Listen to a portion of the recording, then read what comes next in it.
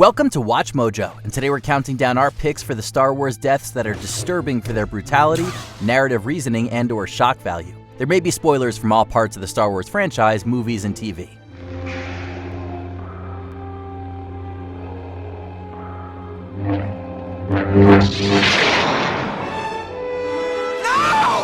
Number 20. Yoda beheads clone troopers. Star Wars Episode 3 Revenge of the Sith. As a result of Order 66, Yoda senses that two of his clone commanders are coming to shoot him, and without any hesitation jumps up and decapitates both of them with his lightsaber. Yoda's actions here, as well as in a subsequent scene where he and Obi-Wan Kenobi fought clones outside of the Jedi Temple, play as decisive, cold, but necessary, and even a bit badass. But that's just in the context of the prequel films. If you look at the Clone Wars series, Yoda's actions in Revenge of the Sith may still be necessary, but become all the more unsettling. The Jedi Master not only got to know his troops as individuals, but even called them luminous beings, and tried to instill in them a sense of self-worth. Clones you may be, but the Force resides in all life forms. Use it you can to quiet your mind. Number 19. The Tontons Fate. Star Wars Episode 5 The Empire Strikes Back. What's the temperature inside a Tauntaun? Lukewarm. Jokes like that and even products like the Tauntaun sleeping bag where you can sleep inside a Tauntaun may be cute, but they also mask the sad and graphic fate of the two Tauntauns we met in The Empire Strikes Back.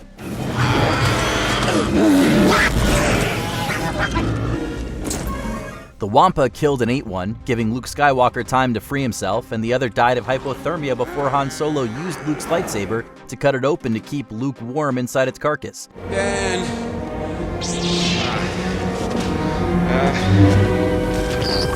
Hang on, kid.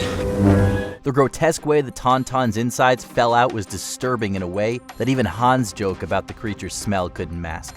Number 18. First Order kills Jaku villagers. Star Wars Episode 7 The Force Awakens. The Empire always had a purpose behind their worst acts. Comparatively, the First Order under Kylo Ren's command seemed to be brutal for brutality's sake, seemingly to prove that they could be just as horrible as their predecessors.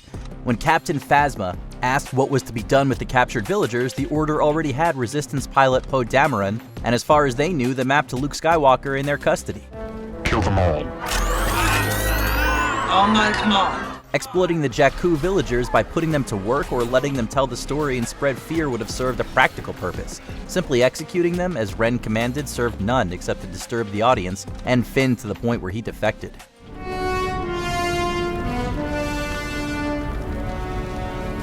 Number 17. Vader force chokes Admiral Ozel. Star Wars Episode 5 The Empire Strikes Back. Darth Vader's casual brutality towards subordinates and really anyone he didn't think mattered was a hallmark of the original trilogy. We see it in one of his first scenes, when he crushes a rebel soldier's neck. If this is a consular ship, where is the ambassador?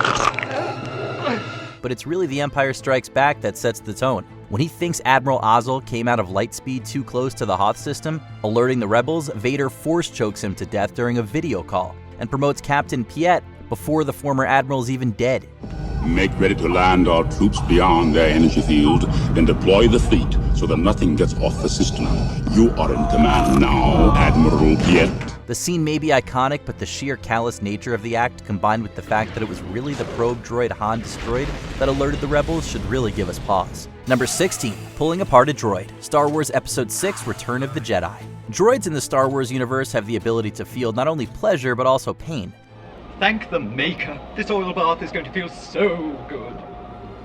The droid processing area in Jabba's palace is effectively a droid torture chamber run by the administrators C-3PO and R2-D2 meet, who, according to ancillary material, is a sadistic droid named Eve 99. We have been without an interpreter since our master got angry with our last protocol droid and disintegrated him. We see a gonk droid getting hot irons pressed against its feet, and then after 3PO learns of the previous protocol droid's disintegration, we see another droid getting pulled apart, clearly aware of what is happening and screaming. Disintegrated? Torture's torture, and the mere existence of such a place is disturbing. Number 15. Tech Plummets. Star Wars The Bad Batch. Most of Star Wars is at the very least accessible to younger viewers, but shows like The Bad Batch, one can argue, are aimed primarily at them. So when a major character dies in what is ostensibly a kid's show, it carries extra weight. Tech's death had that emotional heft already. There is no time, Wrecker.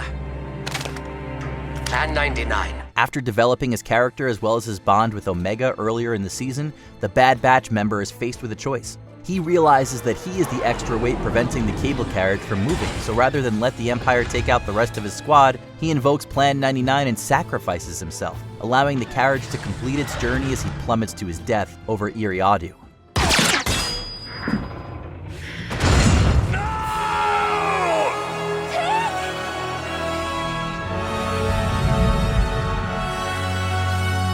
Number 14, digested by the Sarlac. Star Wars Episode 6, Return of the Jedi. Sure, none of our heroes fell into the pit. That fate was left for the bounty hunter and assorted hangers-on working for Jabba the Hutt. That doesn't make the concept of being slowly digested over 1,000 years any less horrifying. Yes, most would probably die long before full digestion, but a good chunk of their life would be constantly uncomfortable to say the least. We later learned that Boba Fett did escape thanks to his Mandalorian armor, but in seeing that process, we caught a glimpse of how horrible life inside the Sarlacc was.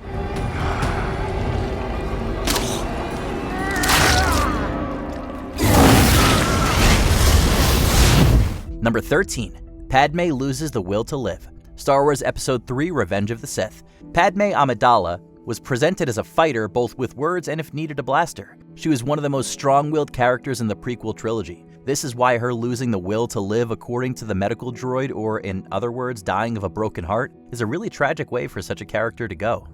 We are losing her. She's dying. We don't know why. She has lost the will to live. It even proved a pill too tough to swallow for many fans, who proposed their own theories. Some suggested that the Emperor stole her life force and gave it to Darth Vader, allowing him to go on living, while others proposed that Vader took it himself. These theories prove that such a fate hardly bears thinking about.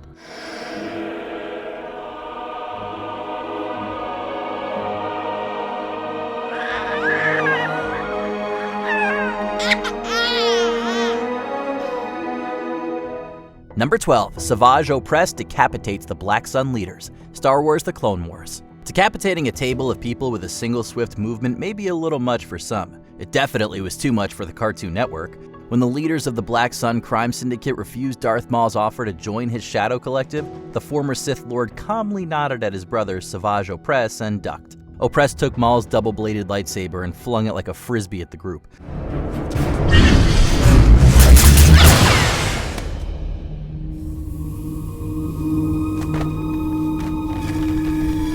It swiftly removed the heads of the Black Sun before Savage pulled it back with the Force. You wouldn't have seen this if you watched The Clone Wars in its original airing, as Cartoon Network simply deleted the scene from the episode, though put it back for the show's DVD release. It would seem the decision to join us is now yours. Number 11, Anakin assassinates Dooku. Star Wars Episode 3, Revenge of the Sith. Cutting off someone's hand seems to be a recurring thing in Star Wars, but chopping off both hands at the same time and following it with a decapitation brings it to a new level of brutality. Now factor in that the handless person is defenseless and that the one holding two lightsabers to his neck is a supposedly honorable Jedi, and what follows is truly messed up. Do it.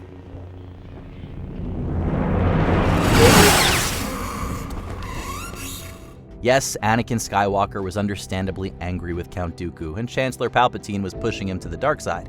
But Anakin's choice to do this might not have even been his choice, rather an emerging Darth Vader's. The horrified look Dooku shoots at his secret master underscores this and makes it even more disturbing. Yes, but he was an unarmed prisoner. I shouldn't have done that. It's not the Jedi way. It is only natural. He cut off your arm, and you wanted revenge. Number 10, Maul kills Satine in front of Obi-Wan. Star Wars The Clone Wars. Obi-Wan Kenobi chopped Darth Maul in half. That might have made this list, except Maul didn't die.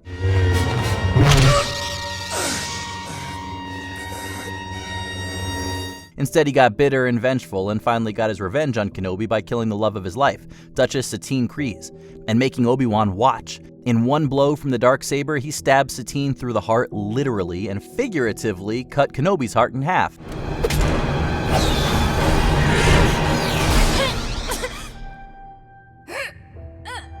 In the moment, this served as a test of Obi-Wan's commitment to the Jedi and the light side of the Force, which he passed, but it was arguably the saddest and most unnecessary death in the Clone Wars animated series, and possibly in all of Star Wars animation.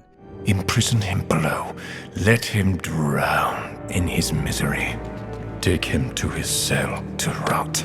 and it wasn't even the last scene of the episode. Number 9, execution by door, the Mandalorian. Sliced in half by a closing circular door has got to be one of the most gruesome ways to die, and we see just that in the opening scene of The Mandalorian. Din Djarin, the titular Mandalorian bounty hunter, arrives at a bar looking for his bounty. When 2 of the locals threaten him, he starts fighting. When one of them tries to escape, he pulls them back with a cable, just enough for the door to close around and through him.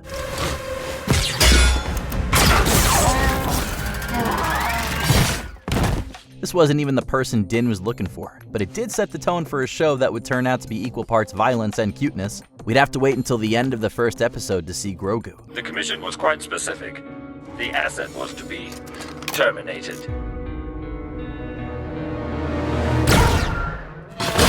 Number 8, the Rogue One crew dies. Rogue One, a Star Wars story. The film may be called The Star Wars Story, but a better title could be Rogue One, Don't Get Attached. We spend over 2 hours getting to know and love a group of new heroes fighting the Empire, and embarking on a self-chosen mission which sets the plot of the original trilogy in motion. Then, alone or in groups of 2, they're killed by the Empire.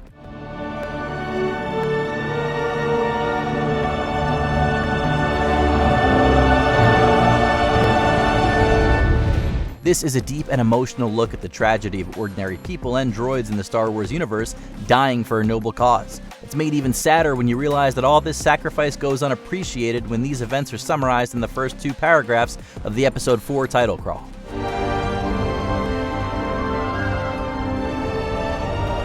Number 7, Ewok Casualty. Star Wars Episode 6, Return of the Jedi.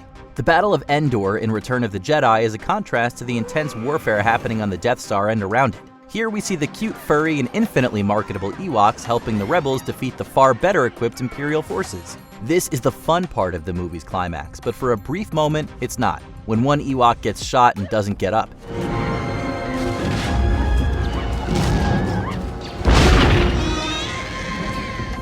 His Ewok friends try to revive him to no avail. Seeing as how George Lucas based the Ewoks on the Viet Cong of the Vietnam War, it makes sense that some of the horrors of that war seep through here. But that doesn't make seeing a lovable teddy bear getting shot to death any less messed up.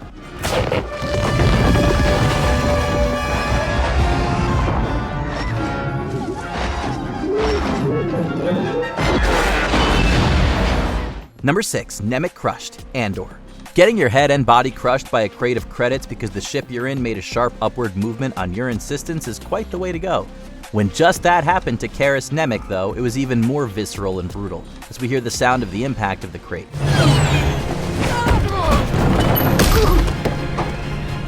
He doesn't die right away, so Vel injects him with the med spike to keep him alive long enough for him to guide Cassian Andor through the ship's escape. He dies on an operating table shortly thereafter.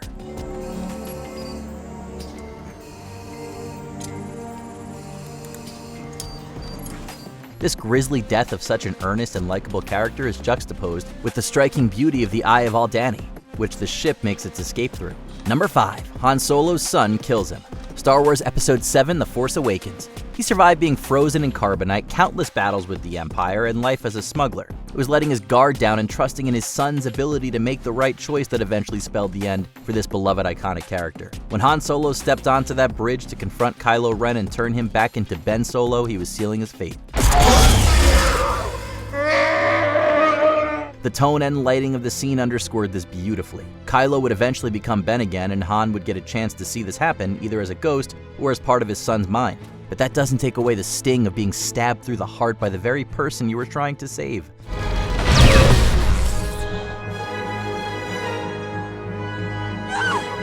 Number 4, Vader kills villagers with the Force. Obi-Wan Kenobi.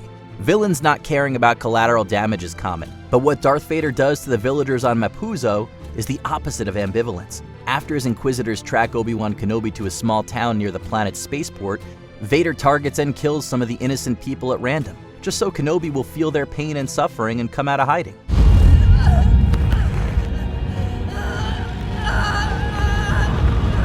Vader pulls one villager out of a window with the Force, levitates him and chokes him, and then sees another one cowering on the ground and snaps his neck with the Force. We even hear the cracking.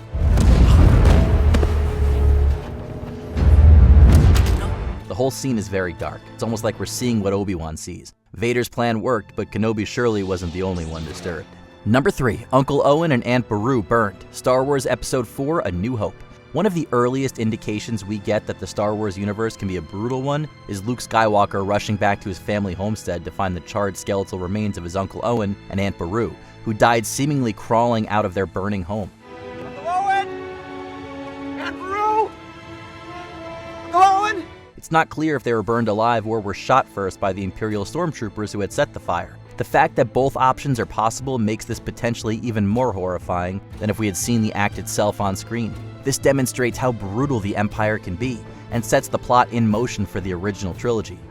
There's nothing you could have done, Luke, had you been there. You'd have been killed, too. It's an image Luke and many in the audience won't soon forget. Number 2, Anakin kills the Jedi younglings. Star Wars Episode 3, Revenge of the Sith. The Order 66 sequence is full of tragedy, but none of the moments are more horrifying than Anakin Skywalker entering the Jedi Council chamber, igniting his lightsaber, and terrifying the Jedi younglings looking for his help. We don't see what happens next on screen, but it's easy to assume and confirmed when Yoda finds the younglings' bodies. This isn't the first time Anakin perpetrated a massacre, but when he slaughtered the Tusken Raiders, he could at least fall back on the flimsy explanation that he held this particular tribe responsible for his mother's death. I killed them. I killed them all. This time, there was no explanation other than pure subservience to evil. It was one of Darth Vader's most despicable acts. Not even the younglings survived. Killed not by clones. This Padawan. By a lightsaber he was. Before we continue, be sure to subscribe to our channel and ring the bell to get notified about our latest videos. You have the option to be notified for occasional videos or all of them. If you're on your phone, make sure you go into your settings and switch on notifications. Number 1, the Death Star destroys Alderaan. Star Wars Episode 4, A New Hope. Millions of voices crying out in terror and then suddenly silenced. That's how Obi-Wan Kenobi described what he felt when the Death Star obliterated the planet of Alderaan with a single shot. That's the closest we come to what it must have felt like for the victims. As if millions of voices suddenly cried out in terror and were suddenly silenced. Instead, we see the destruction from the point of view of those on the Death Star. It's a cold and calculated strategic decision for Grand Moff Tarkin, and just a day at the office for the troops.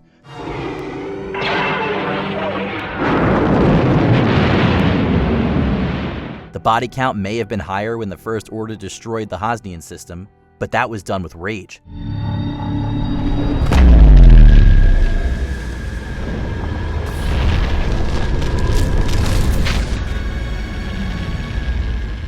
The sheer callous detachment combined with the horrific loss of life make Alderaan's destruction even more disturbing.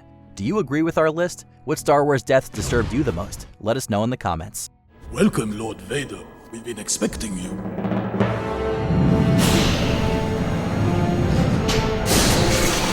Did you enjoy this video? Check out these other clips from Watch Mojo, and be sure to subscribe and ring the bell to be notified about our latest videos.